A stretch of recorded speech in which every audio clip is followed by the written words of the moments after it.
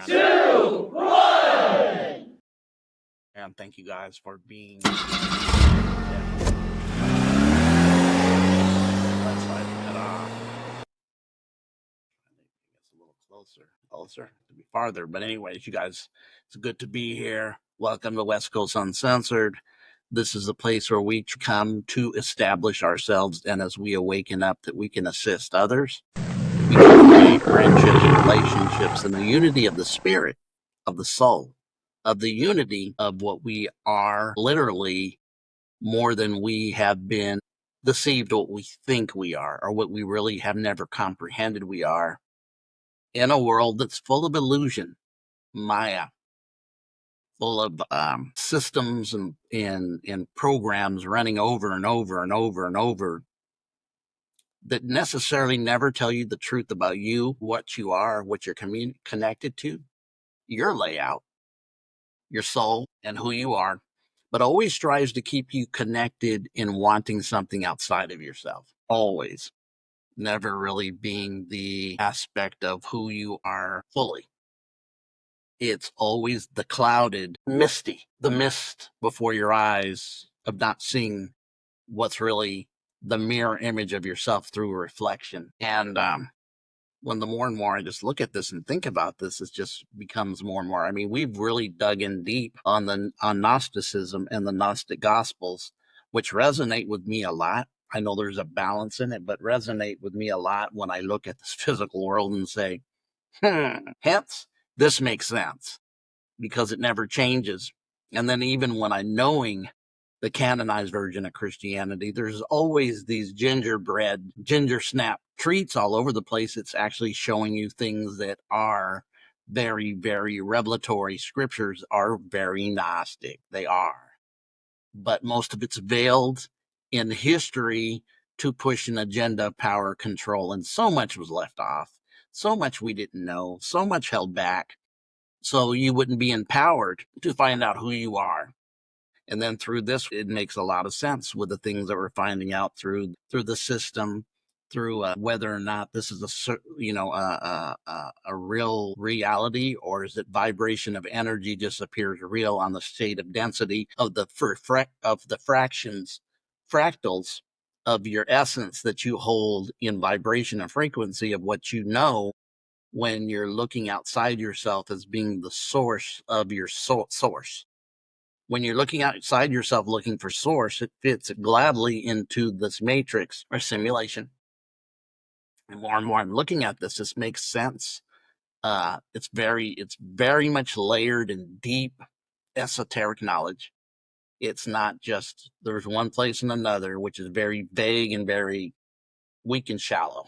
To be honest, with knowers know this.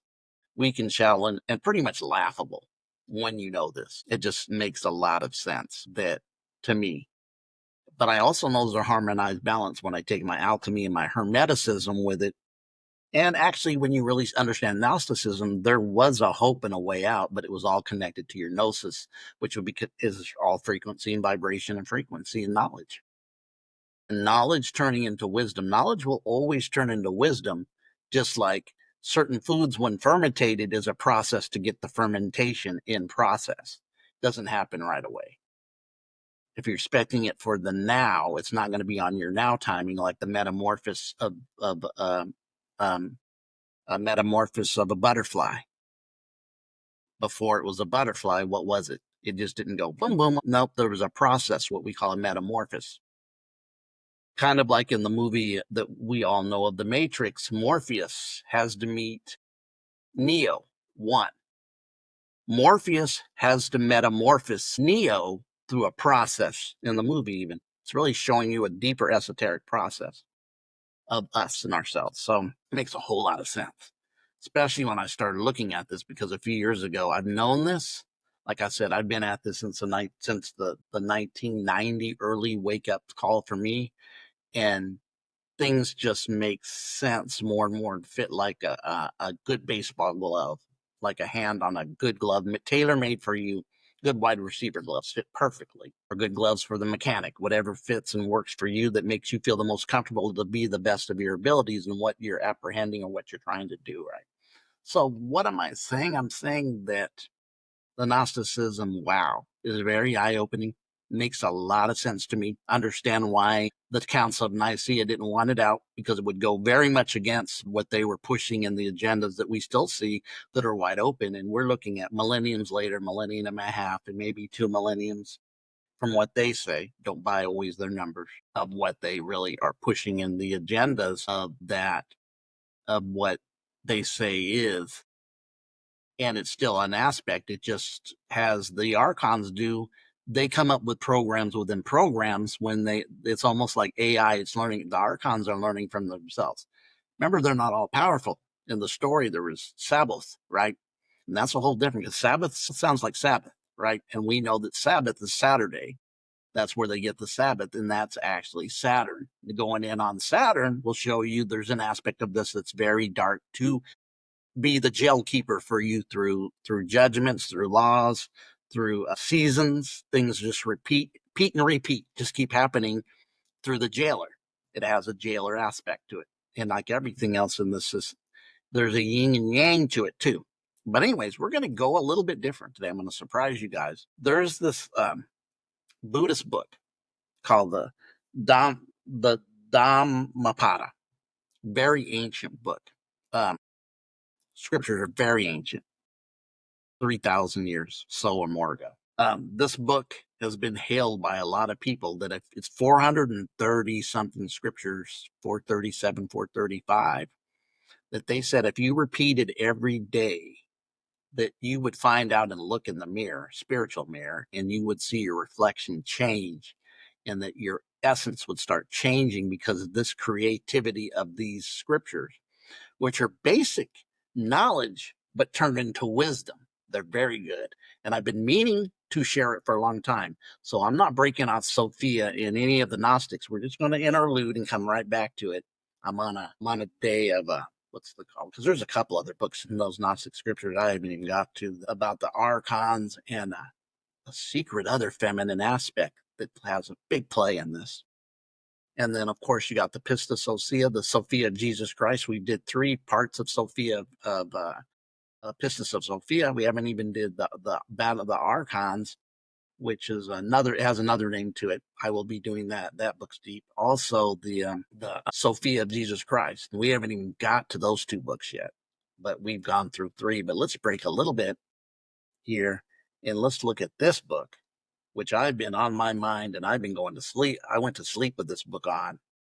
It's very powerful. Real quick, like you guys with coming out of the West and looking at like Old Testament, it would almost be the type of Proverbs of the East, of Buddha Proverbs.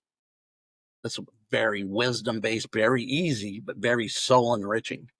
I've seen how people even said this was life-changing to them through just the process of this, and how this used to be taught, used in a way that you start looking at it and reading it and saying these sayings, that it would transform the monks within. They would see great transformation. So let's get this sharing the screen. All right, let's see if I could do this here. I'm actually in the way a little bit here. Let me see. I should have did something else. I don't know if I could do it here.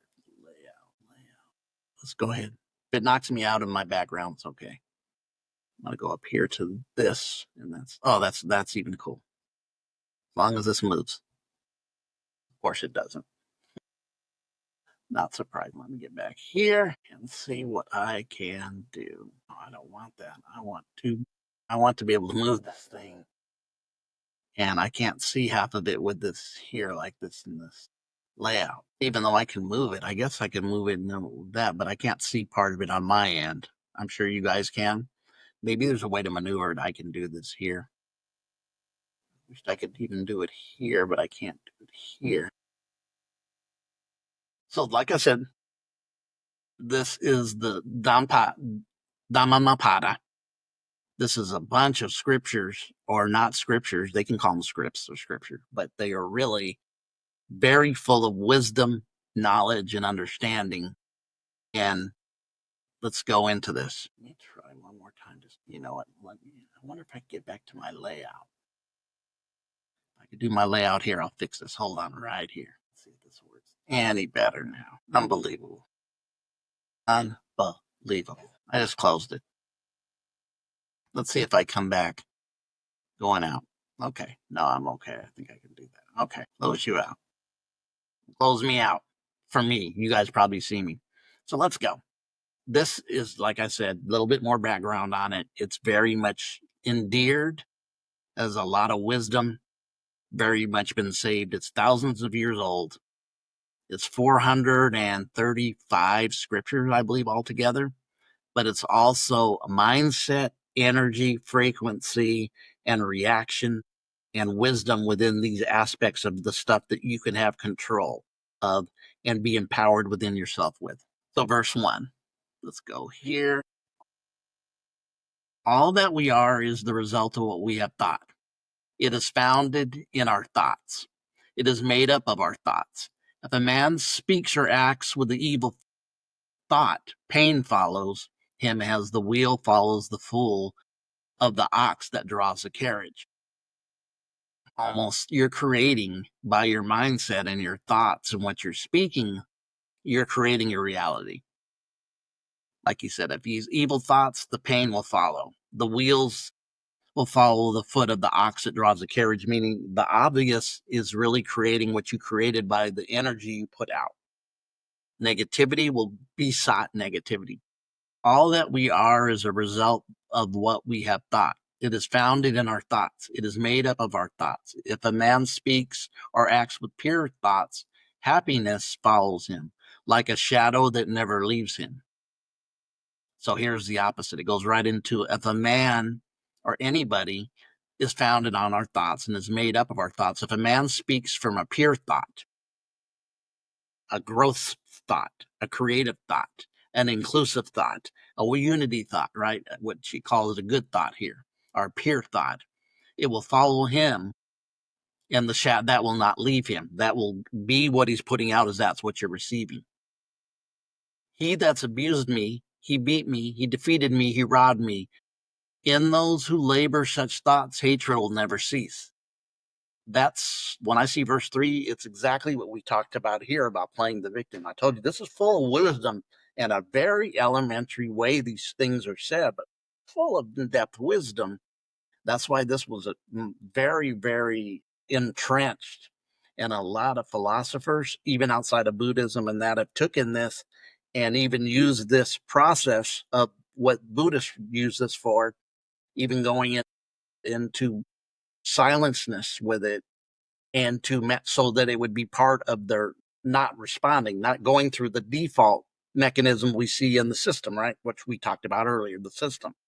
The system's key because it's always creating algorithms and creating another habit trail for the mouse or for the rats to get caught up in. So that's how the programmer. So verse 3 leaves him. That's to me, verse 3, right?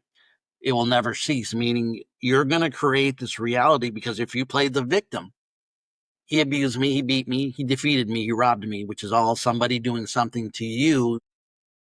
Like I said here, one of the biggest things we know here and have to practice here, for me personally, I'm going to practice. And what it really piqued my values when I noticed it's been done politically and what the aspects of what was done since the middle 60s through the process of what they were doing by creating certain aspects of situations of reliance by people on the system to create a situation we're always expecting to get something. Because if you're always expecting for that, playing the victim, always a perpetrator is going to come and be there because the victim needs a perpetrator. Always, always, always. So verse 4, he abused me, he beat me, he defeated me, he robbed me. In those who do not harbor such thoughts, hatred will cease. So it reverses the yin and the yang into this, showing that if you don't harbor these don't rest in your heart. They don't become part of your default system because you're aware enough that you see them and you do the inner work to try to push them out. You're aware of them. You're working on it. You see them when they pop up. You see the ego when it pops up. When you see these different things pop up. For hatred does not cease by hatred at any time. Hatred ceases by love. This is an old rule.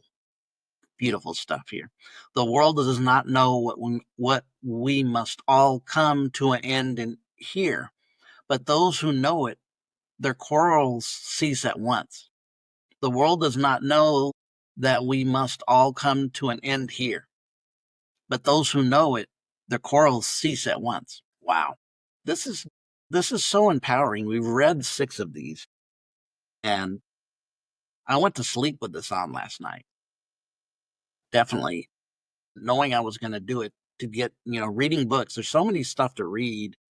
I read a lot of Audible, and it's on me when I go to sleep.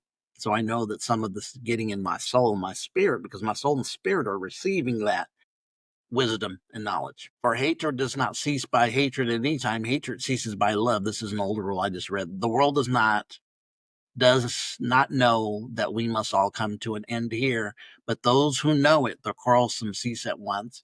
He who lives looking for pleasures only, his senses uncontrolled, immoderate, his food, idle, weak, Mara the tempter will certainly overthrow him as the wind. Let me see. The wind throws down a weak tree. He who lives without looking for pleasures, his senses well controlled, moderate in his food, faithful and strong, him Mara will certainly not overthrow.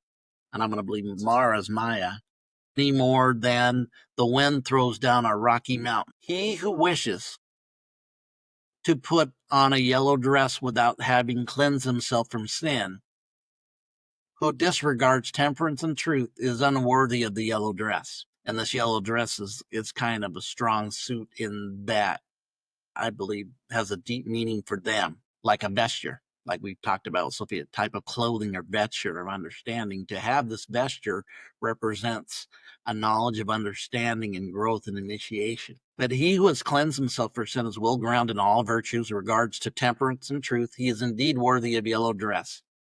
They who know truth in truth and untruth in untruth arrive at truth, follow true desires. As rain breaks through a thatched house, passion will break through an unreflecting mind. Wow, that's heavy. That makes a lot of sense. As rain does not break through a well-thatched house, passion will not break through a well-reflecting mind. The evil, the rain, what is this? The rain comes through an unreflecting mind. The evil doer mourns in the world and mourns in the next. He mourns in both. He mourns and suffers when he sees the evil of his own work. The virtuous man delights in the world, he delights in the next, he delights in both, he delights and rejoices, and he sees the purity of his own work. The evil doer suffers in the world, and he suffers in the next. He suffers in both. He suffers when he thinks of the evil he's done, and he suffers when going on the evil path. A virtuous man is happy, verse 18, in the world, and is happy in his next. He's happy in both. He's happy when he thinks of good he has done. He's still happy when going on a good path.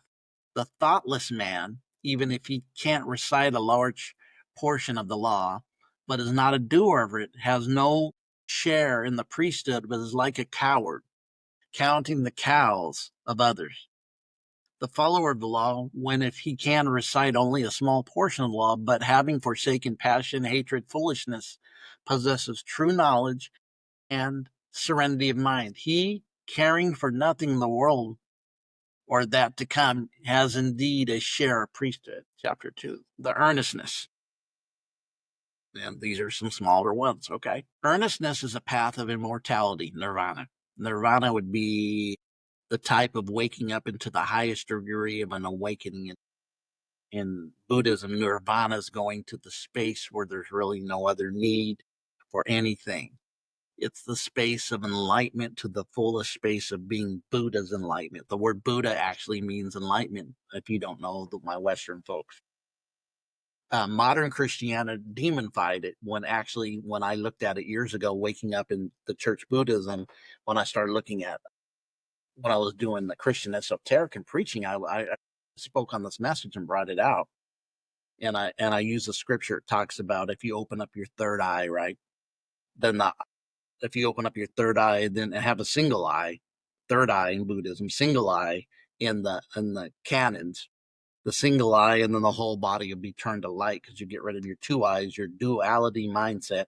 You have the single eye, which we can even call the single or third eye here. Your pineal gland opens up, pops open. You're in a higher state of Christ consciousness, right? And I had mentioned at this, I spoke there, this was a number of years ago, God, 20 years ago, and I said, well, if we were to go in that today, the only ones, I said this, the only ones who are following what Jesus said here would be Buddhists. And everybody's like, what do you mean? And some got it. Many of them there were like, got it. Because Buddhists this is a mainstay and foundation of what they've been doing through meditation and opening up the pineal gland for millenniums. But traditional Christianity, it's in their scripture called the single eye, but then the dogma and indoctrination kills it. No revelation knowledge, just the facts. Nah. And this is actually, so I said that at this meeting, and everybody's like, whoa, that makes sense. I go, because the Buddhist mainstay is to meditate. When he said, make the single eye, that's go into your meditation. It's the same thing, same premises. Let's go. Earnestness is a path, more immortality, nirvana, thoughtlessness, the path of death. Those who are in earnest not to die, those who are in thoughtlessness are, if dead already. Those who are advanced earnestness, having understood the clarity, delight in the earnestness, rejoice in the knowledge of the various, the elect. These wise people, meditative, steady, always process of strong powers, attain to nirvana, the highest happiness, the highest joy. If an earnest person has rused himself that he's not forgetful, if his deeds are poor, if he acts with consideration, if he restrains himself and lives according to law, then the glory will increase. By rousing himself by earnestness, by restraint, control, the wise man may take for himself an island with no flood can overwhelm. Fools follow their vanity, men of evil wisdom. The man keeps earnestness his best jewel. Follow not after vanity, nor after the enjoyment of love, lust. He who is earnest and meditative obtains ample joy. So this is really getting rid and going to a place of full joy. This would even be part of what we would talk about with the pleroma, right? In Gnosticism, the higher realms, the higher aspect of who you really are when you come to that and get rid of all that's attached to you through numerous lifetimes of attachments. Fools follow after vanity, men of evil wisdom. Wise men keeps earnestness and is his best jewel. Follow not after vanity, nor after enjoyment of love and lust. He who is earnest and meditative obtains ample joy. When he learned, man drives away vanity by earnestness. He, the wise, climbing to race heights of wisdom, looks down upon the fools. Serene, he looks upon the toiling crowd as one that stands on the mountain looks down upon one that stands on the plain. Earnest among the thoughtless, awake among the sleepers. Wow. The wise man advances like a racer, leaving behind the hack. By their earnestness did Bhagavan, Indra, rise in the lordship of the gods. People raise earnestness, thoughtfulness is always blamed. Biska, a mediant who delights in earnestness, who looks with fear on the thoughtfulness, moves about like fire, burning all the fetters, small or large. And Bhikshu, mendicant, who delights in reflection, who looks with fear on the thoughtfulness, cannot fall away from the perfect date he chose upon nirvana. Notice these two, that these ones that visit from Bhagavan to Bhikshu and Bhikshu, right? Notice their thought process of what they're doing: fire, burning fetters, then reflection. And then she came to rise in earnestness, right? What I'm seeing here is these 30, 31, 32, you can add 29 to lead you into it, is the process of alchemy. 29, 30, 31, and 32 all have the connections. They're probably the ones when you start looking how wisdom is very big here. Let me go, and I want to just check my time real quick. Where's my time? We're good for a little bit more. Chapter 3, thought. Remember when we were in the Gnostics, thought and forethought were connected in there. God, what's her name? And now it's slipping my mind. Before Sophia with a B, and I can't remember. But that first thing that came from the emanations of Gnosticism was thought and forethought from the higher realms, the thought and forethought. God, what's her name? It begins with a B. Let me look that up. I can't go without looking it up. I do. I really do. Be with me. I'm going to be here. I should have it now. Barbello. It came to me even before I even popped up as Barbello. Barbello was thought, forethought. Barbello or Peronia is a divine principle considered the first thought manifestation of God. That would be here. So let's chapter 3 thought. As a Fletcher makes straight his arrow, a wise man makes straight the trembling and the unsteady thought. This is difficult to guard, difficult to hold back. As a fish taken from the watery home thrown by on dry ground, our thought trembles all over in order to escape the dominion of Mara, the tempter. I was thinking maybe Mara was Maya in Hinduism, which is the illusion, but there is some that I'll look into deeper because this is Buddhism. It is good to tame the mind. So the tempter goes with the mind because the temptation comes through the mind, which is difficult to hold. Fighty, rushing whenever it's listed. Tamed mind brings happiness. Tamed mind, what do you tame? You tame animal instincts, right? Let the wise man bring his thoughts, for they are difficult to perceive. Very artful, they rush wherever they list. Thoughts well guarded being happiness. Those who bridle their mind with travels far, moves about alone. It's without a body, hides in the chamber of the heart, will be free from the bonds of Mara's tempter. Travels far. And remember, I don't know if you know the story, and if you guys are not so familiar with the Buddha story, Buddha was a prince. He was a high-ranking son of the king, prince, ready to inherit the throne. When he woke up with his process, which is under a tree, sleeping under a tree, when he wakes up and he realizes he shuns the riches of his dad, who's the king, and goes out into the world and then recognizes the whole world suffers. This leads him to the awakening of the Buddha, and the word Buddha actually means enlightened. That's why when you really get the teachings of Buddha, he would tell them, you can be Buddha, meaning you can be enlightened. It's not who I am, it's what we are. So 38, if a man's thoughts are unsteady, if he does not know true law, if his peace of mind is troubled, his knowledge will never be perfect. If a man's thoughts are dissipated, his mind is not perplexed. If he has ceased to think of good and evil, there is no fear for him where he is watchful. Knowing that this body is fragile like a jar, making his thought firm like a fortress, one should attack Mara the tempter with a weapon of knowledge. One should watch him when conquered and should never rest. Before long, at last, 41, the body will lie on the earth, despised without understanding, like a useful log. Whatever a hater may do to a hater or an enemy to an enemy, wrongly directed mind will do us greater mischief. Not a mother, not a father will do so much, nor any other relative will do. Directed mind will do us a greater service. The power of having the management of yourself and your mind.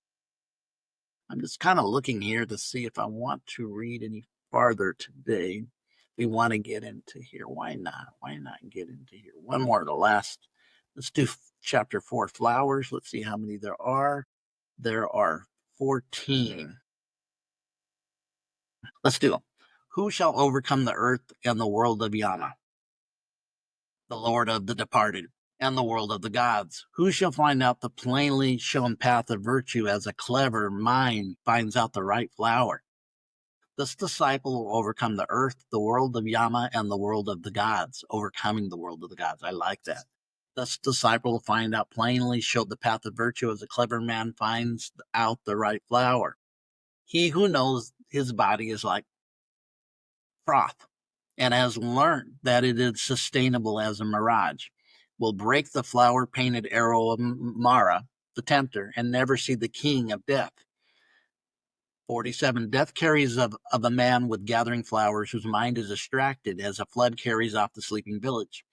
Death subdues a man who's gathering flowers, whose mind is distracted before he sauteed his pleasure. As the bee collects nectar, departs without injuring a flower or its color or scent, to set a sage dwell in the village, not the perversities sights of others, nor their sins, the commission of omission, but own misdeeds and negligence should take a sage take a notice of. Like a beautiful flower full of color but without scent are the fine but fruitless words of him who does not act accordingly. But like a beautiful flower full of color, full of scent, are the fine and fruitful words of him who acts accordingly. 53. As many kinds of wreaths can be made from a heap of flowers, so many good things can be achieved by a mortal when he is born.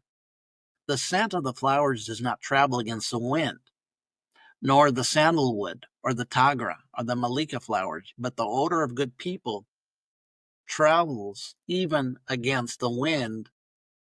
A good man pervades every place. 5.